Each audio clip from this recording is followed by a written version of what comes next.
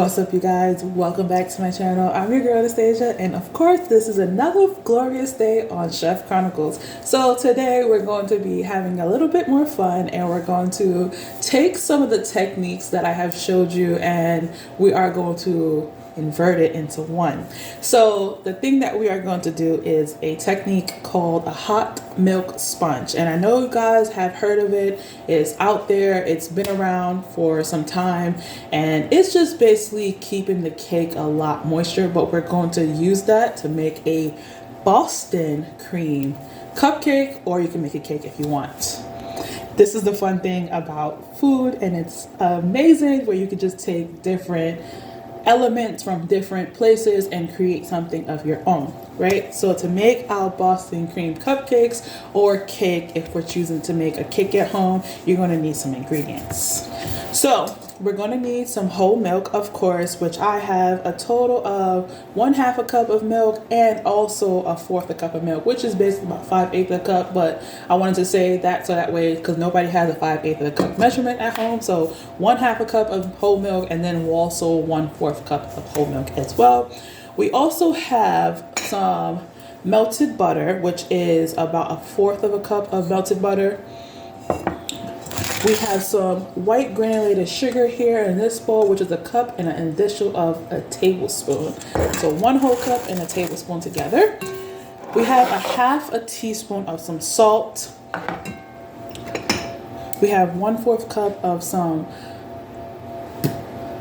vegetable oil. You can use canola oil if you want. A teaspoon of vanilla extract.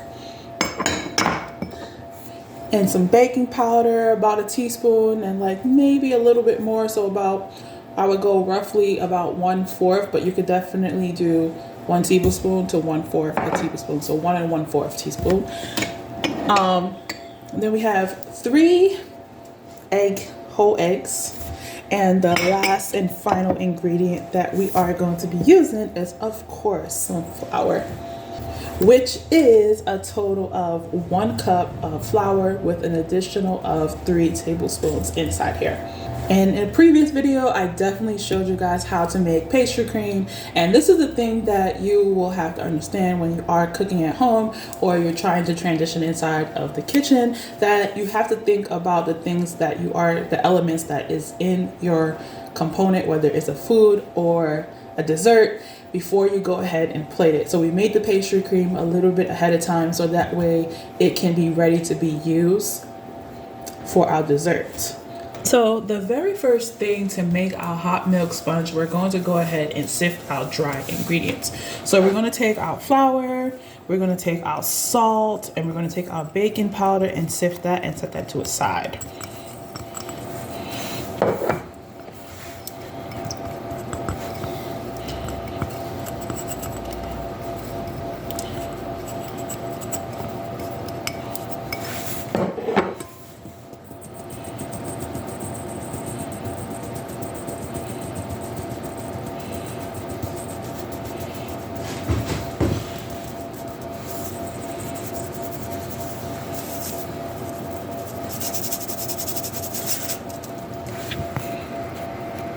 Okay, so now that we have our dry ingredients completely sifted and out the way, we're going to go ahead and work on our egg mixture. So we're going to go ahead and take our eggs, our sugar, and our vanilla extract, and we're going to take a handheld blender or a standard mixer, and on medium-high heat, we are going to whip it up until it's nice and thick and pale in color, which I'll show you as we go forward. Could take anywhere between 3 to 5 minutes.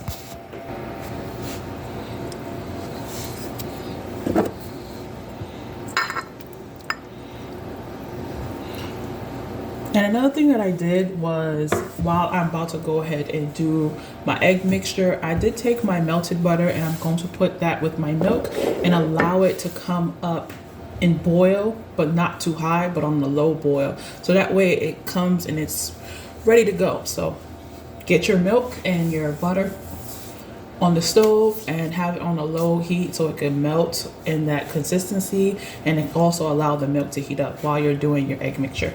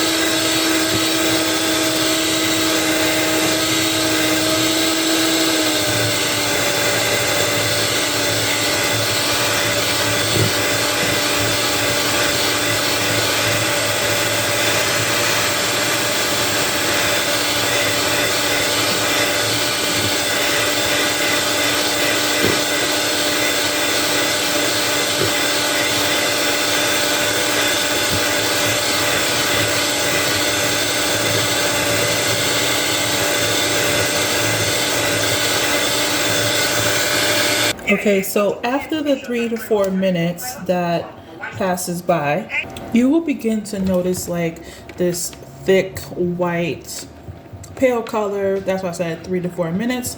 Definitely mix it up and you will notice that white color, and it's nice and thick, and it also has that beautiful ribbon stage that I've been teaching you guys about. So after that 3 to 4 minutes, what you're going to do after that 3 to 4 minutes, you're going to go ahead and take your canola oil, or if you're using vegetable oil, you're going to take that as well. And you're going to go ahead and put the mixer back on a low speed, and you're going to slowly pour it in.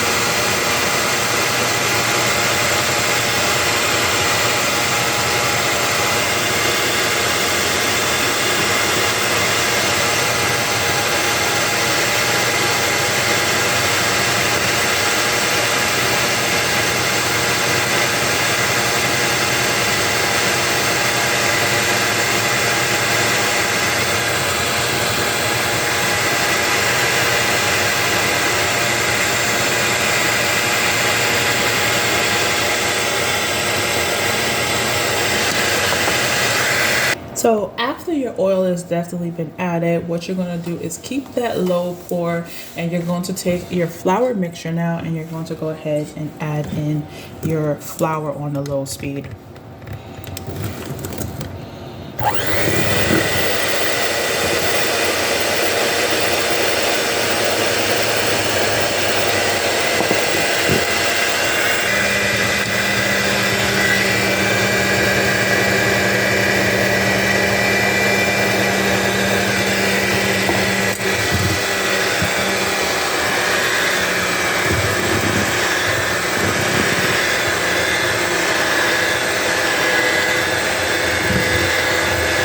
Okay, so you notice that once I added in the flour, it started to come as a cake batter, which is super awesome and it's super great. You made it this far, keep going. So because we have some flour on the side, what I'm going to do is, instead of using my handheld blender, I'm going to use a spatula, and I'm going to scrape around and aside the bowl to make sure all that flour is definitely incorporated fully.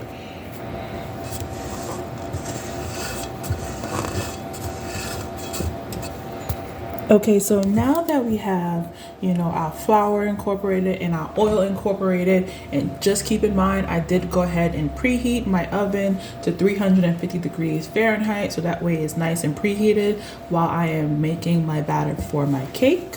What we're going to do, because now our milk mixture has come up to that low boil, we're going to go basically a scald. We're going to basically take our milk mixture and we're going to combine it inside on a low speed with our handheld blender or our standard mixer at home until it's fully combined.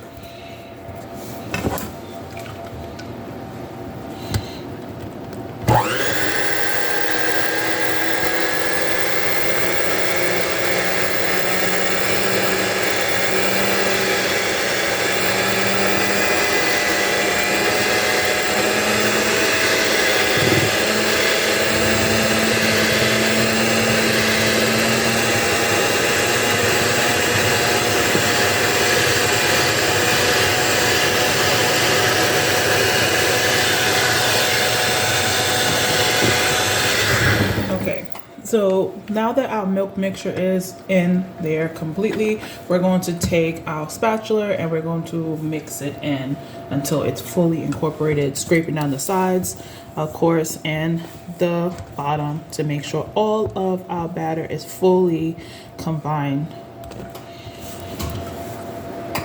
So now that you have your batter, you will notice that your batter went from nice and thick to a normal cake batter until you have this nice loose consistency, because you definitely added in the milk and butter mixture. You'll notice that it's really loose. So what you're going to do is, if you're deciding to make a cake or cupcakes, this recipe is good for 12 cupcakes. You can use your cupcake liner and put it inside your muffin tins, and you will pour it inside like a pourable container, like a measuring cup or you know, a batter pour that you have like pancakes and stuff like that, to make sure it's properly even inside the batter, the cake pan.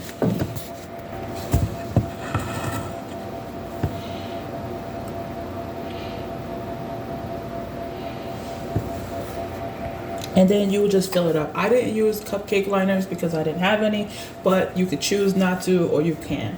So what we're gonna do is take out muffin cake pans and we're gonna put it inside the oven and bake it at 350 degrees Fahrenheit for at least 15 to 18 minutes. Now, when it comes out, we all know what sponges look like. They're not gonna be a normal cake color. They're gonna be like a light golden brown color. So bake it 15 to 18 minutes, and everybody's oven is different. So if it's 15 to 18 minutes and it's still not cooked, go from there.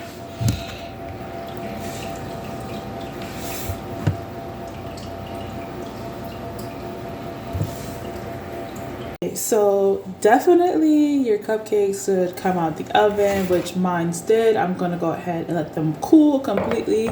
As you're seeing, I did do a cake version as well with the rest of the batter because I wanted to show you guys two options. But in the meantime, while your cupcakes is cooking, whether you decide to do cupcakes or do a cake, you are going to go ahead and make your chocolate glaze. So to make chocolate glaze, you're going to need some ingredients.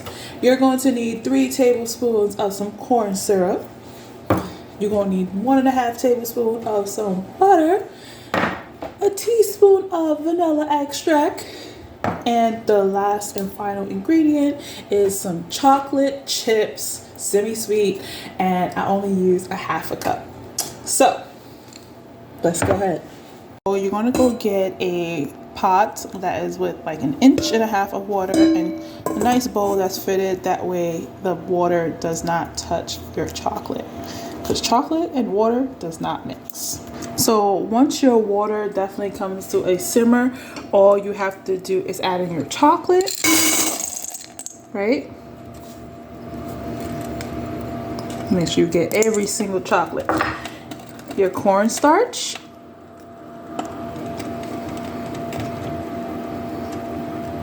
and then your butter, and you're just going to mix that until it's fully combined and melted.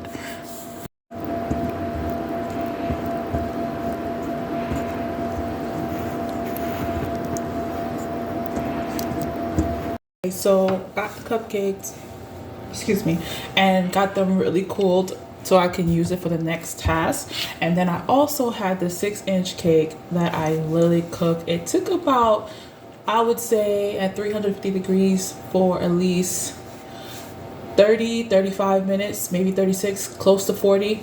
Just everybody's oven is different, so definitely keep it in that range. So what we're going to do with our cupcakes, if you choose to do the cupcakes, you will take off, you know, the lining that is there. If you didn't use a lining, that's okay, but if you did, you will have to remove that, right? And what we're going to do is take our serrated knife and we're going to basically cut these in half. Once you got them cut in half, you'll take the bottom and keep it on the bottom, and you'll take the top and you would take, you know, some plastic wrap and put it on the bottom of your sheet tray, and you will take a piece on top and you're going to take the top pieces and you're going to basically glaze your top of your cupcakes. So remember our pastry cream that we had sitting in the fridge? You will go ahead and grab that and you'll fill up your pastry bag with a nice round tip, or you don't have to use a tip if you want, but preferably a round tip. You're going to take the bottom of your cupcakes and you're going to basically put some pastry cream in the center, and you're just going to allow it to come out. You don't want to put too much, you just want to put just enough, that way when you rest the top on it, it will definitely have that filling of pastry cream. And then once you finish with the pastry cream and your chocolate glaze has set, you just take your offset spatula and move it and put it on top of the pastry cream.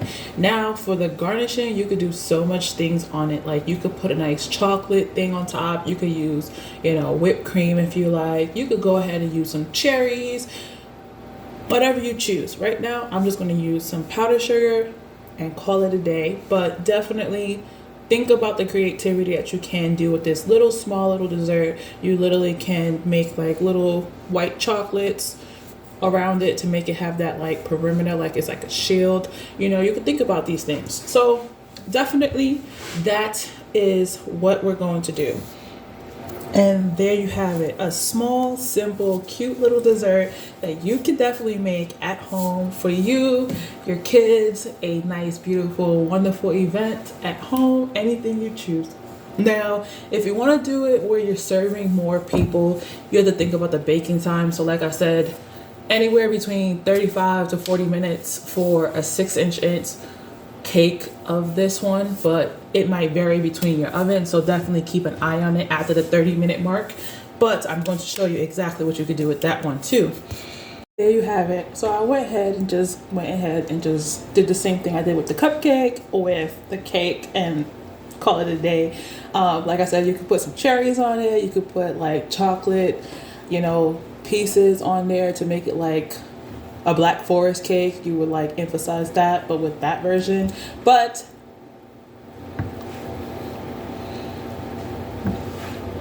so other than that, it was super good.